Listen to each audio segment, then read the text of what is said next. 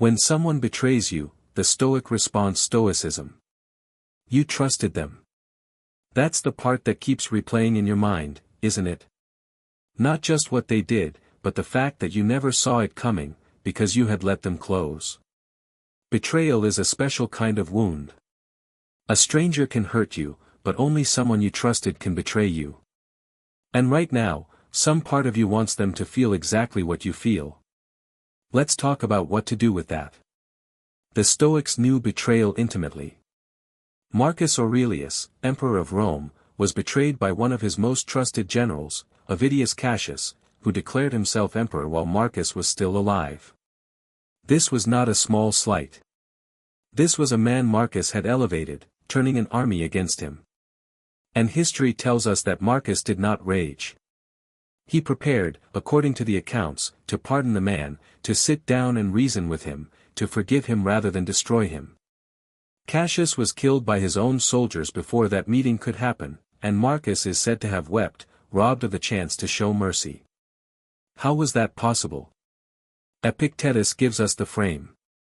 He taught that people do not act out of pure malice toward you. They act out of their own idea of what is good for them. Every person, even the one who wronged you, is chasing what they believe will benefit them. Their judgment may be twisted, selfish, cowardly. But they are not villains twirling a mustache at your expense. They are confused people serving a distorted picture of their own good. That doesn't excuse them. It explains them. And understanding is the first crack of light in the dark. So here are 7 responses. The first response. Feel it, but don't let it govern you. The Stoics are often misread as men who felt nothing. That's wrong. Marcus wept. The point was never to amputate emotion, it was to refuse to be ruled by it. When your partner's betrayal hits, the grief and the anger are real and they are allowed. Sit with them. Name them. Say out loud, I am furious, I am heartbroken. What you don't do is hand them the steering wheel. The feeling is a passenger, not a driver.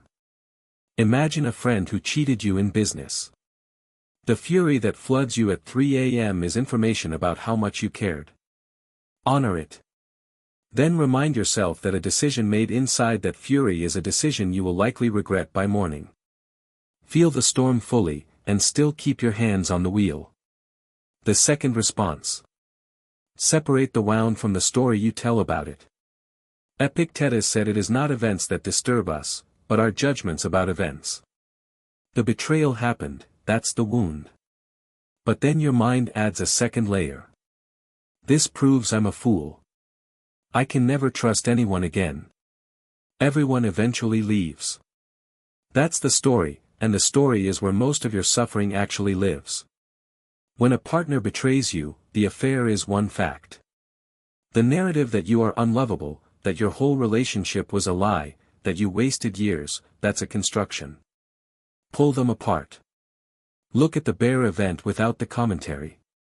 You will find the raw fact is heavy, but survivable. It's the story wrapped around it that feels unbearable. Question the story. You wrote it in pain, and you are allowed to rewrite it. The third response. Recognize their act reveals their character, not your worth. When a business partner drains the account and vanishes, your instinct is to ask what's wrong with me. But look closer. Their choice is a report on who they are, not a verdict on who you are. A person who betrays a trust is showing you the contents of their character, the cowardice, the greed, the weakness they carry. You handed them your trust in good faith. That's a report on your character too, on your capacity to be open. Do not let their small choice shrink your estimate of yourself. The Stoics held that the only thing that can truly damage you is your own vice, not another's. Their betrayal cannot touch your integrity unless you let it teach you to become like them. You gave trust. That was never the mistake. Their breaking of it is theirs to carry.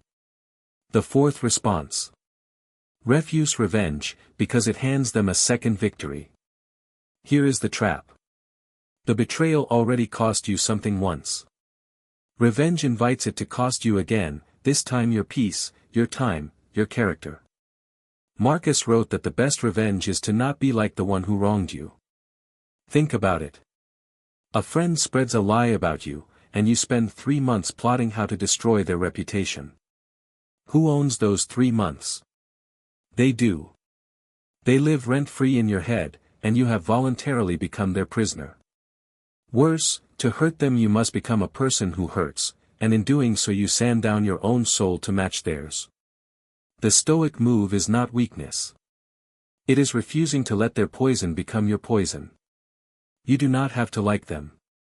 You simply refuse to let them turn you into a smaller version of yourself. The fifth response. Decide who they get to be in your life now. Forgiveness is not the same as access. This is where people get confused, thinking the Stoic path means letting the betrayer stroll back in. It does not. You get to redraw the boundary. A friend who betrayed you may become an acquaintance you're cordial with at a distance. A business partner may become someone you never work with again, contract firmly closed. A partner may become someone you release entirely. Deciding this is not bitterness, it is clear judgment, which the Stoics prized above all. Marcus was willing to forgive Cassius, but he would not have handed him command of the legions again. Mercy in the heart, wisdom in the arrangement. Ask yourself calmly, given what this person has now shown me they are capable of, what role can they responsibly hold? Then set it, and hold the line without apology. The sixth response. Extract the lesson about your own judgment. This one stings, but it is where your power lives. Somewhere in the story, there were signs. The friend who always talked down others behind their backs. The partner whose stories never quite lined up. The business associate who was cagey about the numbers.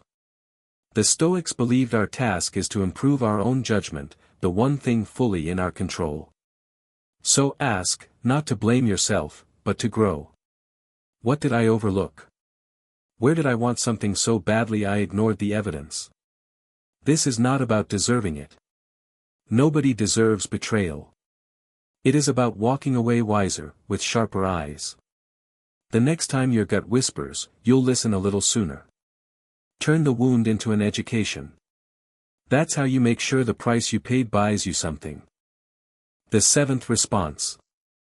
Forgive for your freedom, not for their comfort. Here is the deepest turn. Forgiveness is often sold as a gift to the person who hurt you. It isn't. It's a gift you give yourself. To forgive is to set down the hot coal you've been clutching, the one burning your own hand while you wait to throw it. The person who betrayed you may never apologize, may never even know they're forgiven. That's fine. Forgiveness was never a message to them. It's a decision inside you to stop letting the past occupy your present. Marcus did not want to forgive Cassius for Cassius's sake. He wanted to remain the kind of man he respected. You forgive so that the betrayal stops being the thing that defines your days. You forgive so you can finally look forward instead of back. Their comfort is not the point. Your liberty is. And the moment you stop waiting for an apology that may never arrive, you are free to breathe again. So where does that leave you? Somebody broke your trust, and you cannot undo it. But you can decide what it does to you from here. You can feel the pain without being commanded by it.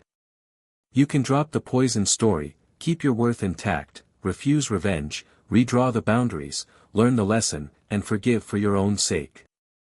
The Stoics never promised a life without betrayal. They promised something better, a self that betrayal cannot corrupt. Walk forward. Carry the wisdom, not the poison. The people who wronged you already took one thing from you. Don't let them take the rest of your life too. That part still belongs entirely to you.